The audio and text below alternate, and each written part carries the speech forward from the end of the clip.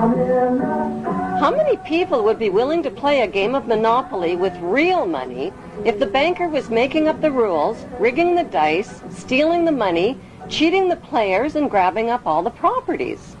The answer is almost everybody.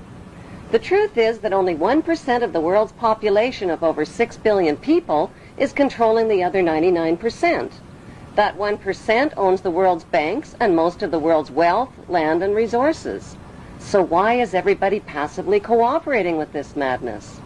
Because the wealthy 1% who write the rules have taught the other 99% to obey them and to feel powerless to change things. When people feel powerless, they cling to passive attitudes, like ignorance is bliss, things aren't that bad, or let God take care of everything. Before choosing a passive attitude, remember that the only thing necessary for the triumph of evil is for good people to do nothing. Despite all the red flags, many people deny that a problem even exists. It does exist, and the good news is there are solutions. The solutions lie in knowing what the 3 biggest fears of the world's ruling families are. The first biggest fear is exposure. They have gone to great lengths to cover up their trail of crimes and to win the public's trust through their media monopolies.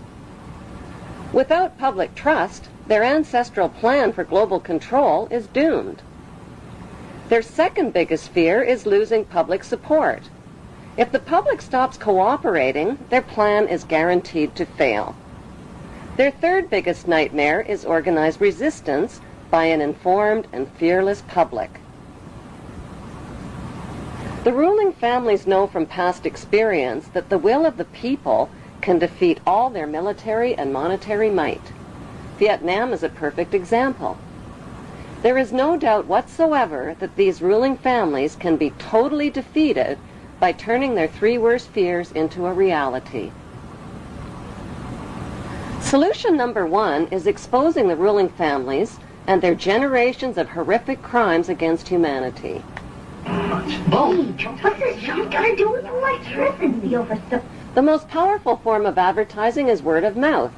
Share information, talk about it, name names, recommend books, videos, and websites.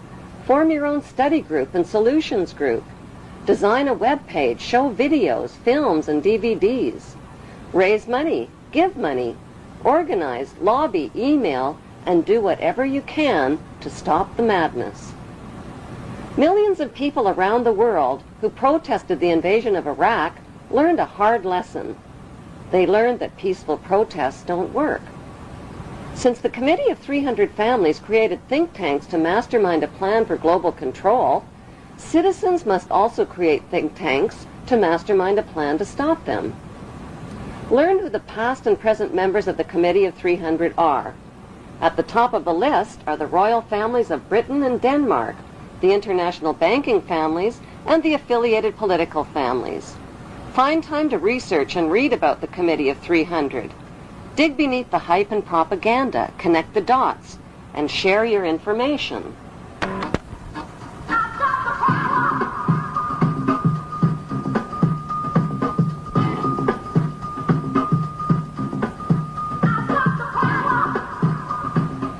The second solution for ending the madness is to take back control over your own money.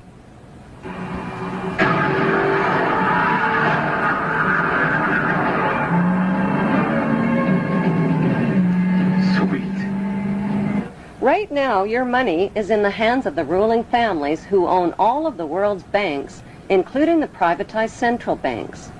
How did they get to be so powerful? It started with the very first banks. In the beginning, banks were a safe place for people to store their gold. When the bankers discovered that people left most of their gold in the bank for safekeeping, they started lending out the gold that didn't belong to them and charging interest on it.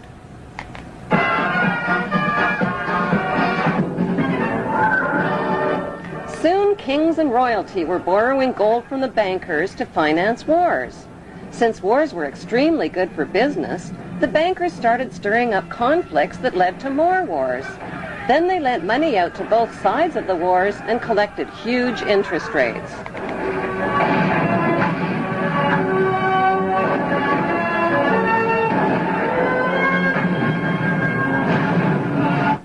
Eventually, the bankers got so rich that they built banks all over the world. They made millions in interest just by loaning out other people's money that didn't belong to them. They bought mansions and fancy clothes and hosted extravagant parties. The royal families of Europe became the banksters' biggest customers and rewarded them with high society titles like Lord and Baron and Sir. Using their money and royal influence, the banksters changed the laws of nations so they could put the world's central banks, mints, and money supply into private hands, their private hands. Out of every $1,000 that each of their customers deposited in their banks, they kept only $100 on hand. They took the rest of their customers' money and made loans with it, invested it, and started up other businesses, like the steel business to create rails for their railway companies, to transport oil for their oil companies. Pretty soon, the banksters' new businesses grew into giant corporations. Those giant corporations turned the world's oceans, lakes, rivers, air, and soil into corporate toilets.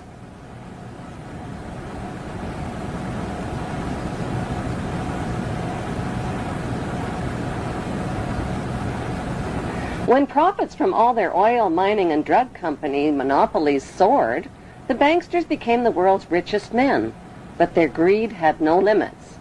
They wanted to own the entire world, so they put their heads together and came up with an ingenious scheme to take control of all of the world's money and riches. Whoever owns all of the world's money, they said, owns the world. Using their media corporations, they launched a gigantic advertising campaign. They told people they no longer had to save up their money and wait for all the things they wanted in life. They could have everything they ever dreamed of right now. All they needed was a shiny plastic card. People rushed to fill up their wallets with shiny plastic cards instead of money. Like lottery winners, they went on drunken buying sprees and bought everything in sight. All the things they couldn't afford. Nobody even noticed when their hard-earned paychecks were automatically deposited in the bank without ever being cashed. Suddenly, people's bills, fines, taxes, and purchases were automatically deleted from their accounts, and paying by check quickly became unfashionable. Eventually, money was phased out altogether and replaced with units of credit, which were really nothing more than numbers on a computer screen. The next thing the banksters did was replace people's plastic cards with their newest invention, barcode tattoos. These barcode tattoos contained all of a person's private credit information and could be invisibly tattooed onto people's wrists. Since having a wrist tattoo was like having an invisible debit card, and since nobody could steal it from you, everybody rushed to get one. All people had to do to buy whatever they wanted in life was scan their wrist tattoo over a scanner, and so the power for people to buy their most basic necessities in life fell completely into the hands of the banksters. Suddenly, people couldn't buy food, medicine, or even a cup of coffee without scanning their wrist tattoo. Eventually, people sobered up from their drunken spending sprees. What do you mean you got no money? They realized they had traded their hard-earned money for nothing more than a bunch of numbers on a computer screen. Their real money had become virtually unreal. Not only did the banksters own all of the world's money, they now had the power to delete a person's lifetime of savings. But why would these friendly banksters do such an evil thing? To force people's cooperation. This futuristic scenario isn't as futuristic as it sounds. Invisible wrist tattoos with all of a person's credit information have already been developed. So what can you do to take back control over your money before the banksters phase out the world's money system? Withdraw your money from their banks. By putting your money in their banks, you are enriching and empowering them with control over your money and eventually over your life. Cut up your credit and debit cards. Pay only with cash or money order or certified check. What are you doing? People are under the illusion that their money is safe in the bank and that the banksters are honest. The truth is, the money you put in their banks isn't really there.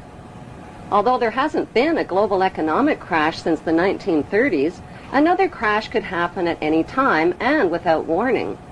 Economic crashes don't just happen, they are made to happen. Economic booms and busts are controlled by how much money the banksters put in circulation through their loans and interest rates.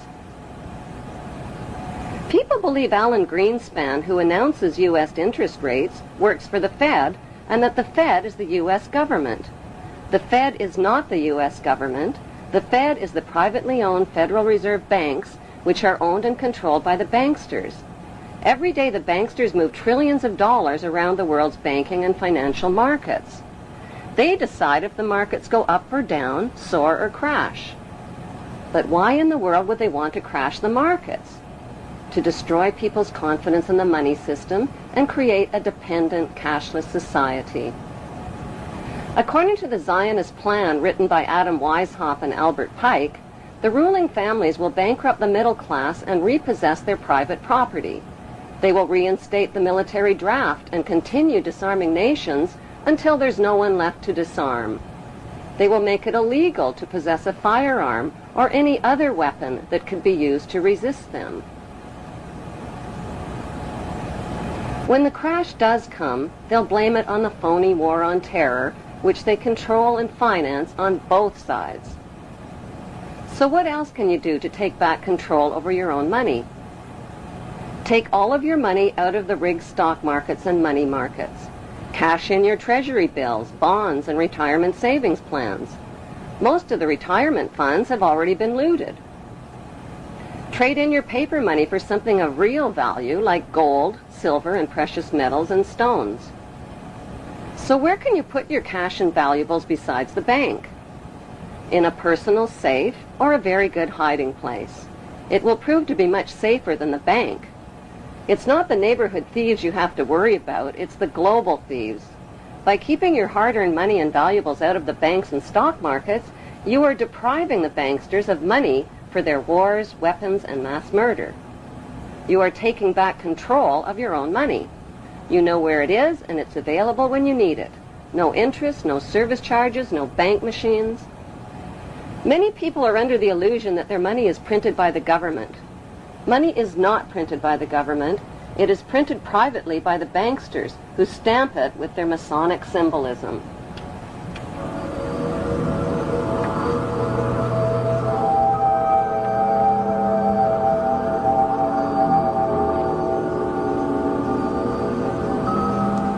Some community groups are creating their own system of money and buying and selling services and goods from each other tax-free. Monopoly money works great. So do IOUs and the barter system.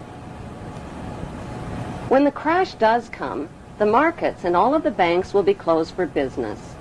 If and when they reopen again, your investments will be worth next to nothing, and your paper money will get you only 10 cents on the dollar. Day tumbling right from the opening bell. The Dow Jones Industrials plunging more than 650 points. If you think you own your car, your house, or other credit purchases, an economic crash will remind you of who the real owners are. Most people believe that their hard-earned tax money pays for things like roads, bridges, schools, and other public services. The truth is that every penny of your tax dollars pays for your nation's national debt to the banksters. The banksters then loan your hard-earned tax money back to your government and charge interest on it for your basic public services. Before the bombing and theft of the country of Iraq, every citizen in America owed the banksters $70,000 per citizen. It is your skyrocketing debt and your nation's skyrocketing debt to the banksters that have helped them enslave the world, and they're doing it with your money, your labor, and your approval. Since the ruling families and their brotherhood of wealthy insiders hide their wealth and don't pay taxes, why should you? Find ways to avoid paying tax monies to these gangsters. If you earn an average salary over your lifetime, you will pay the banksters more than $1 million in taxes. 3/4 of your lifetime of work pays for your government's debt to the banksters and your personal debt to the banksters on your mortgaged house, your car loan, student loans, and other loans.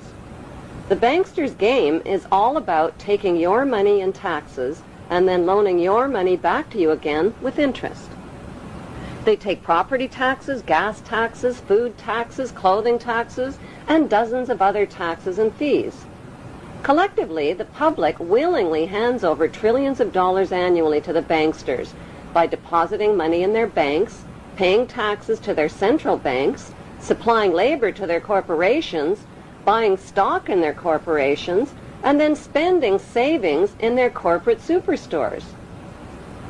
So what do the banksters do with all your money that they pocket? They bomb, rob, kill, colonize, exploit, and advance their cause for global control and for your eventual enslavement.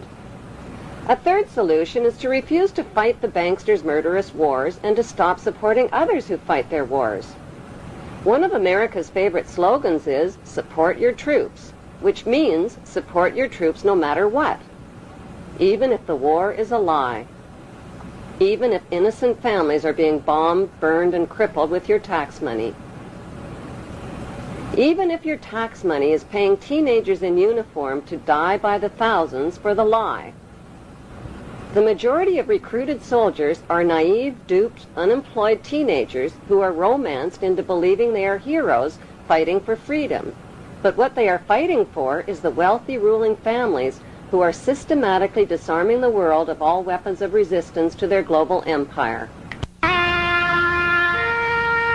We've talked to Not to conquer anybody, but to liberate people. A fourth solution is to stop voting. Most nations have two main political parties, which means there are only two candidates for the top job. One is the candidate for the very rich, and the other is the candidate for the even richer. Both candidates are sponsored by the lobby groups of the ruling families. Many voters feel a need to vote for the lesser of two evils, but they are still voting for evil and supporting a corrupt electoral system. Both John Kerry and George Bush are members of Yale University's Skull and Bones Secret Brotherhood, which is rooted in German Freemasonry. Not only are Bush and Kerry Skull and Bonesmen, they are also descendants of British royalty, the black nobility, and the Hebrew tribes of Israel. A fifth solution is to stop obeying laws designed to disempower you. The success of the ruling families depends on your obedience of their laws that they make and break, including the 10 Commandments. A sixth solution is to buy small and think big. Stop shopping at corporate superstores like Walmart or corporate grocery chains which are owned by the ruling families and their affiliates. Buy from small businesses and farmers markets.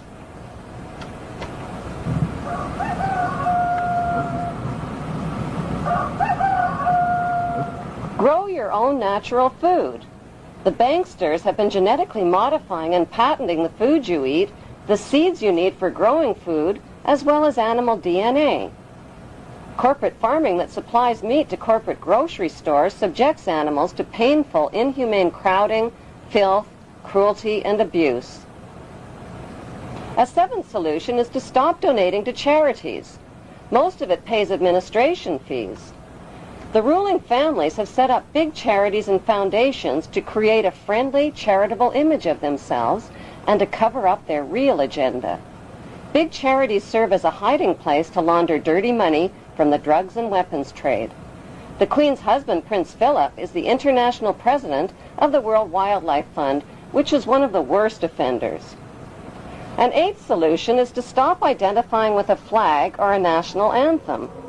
Refuse to sing praises to America's bombs bursting in air or to Britain's gracious and noble Queen, who is neither gracious or noble.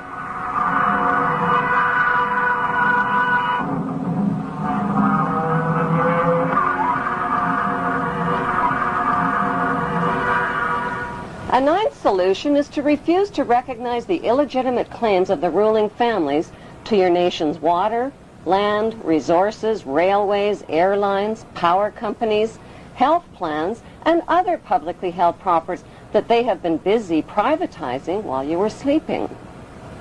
The ruling families have been stealing your nation's land and resources through corporate privatization, which means they've been buying up your nation's publicly owned property. And where is it all leading? To an eternal world empire in which the power of these ruling families can never be challenged, and the earth and all living things will be helplessly at their mercy.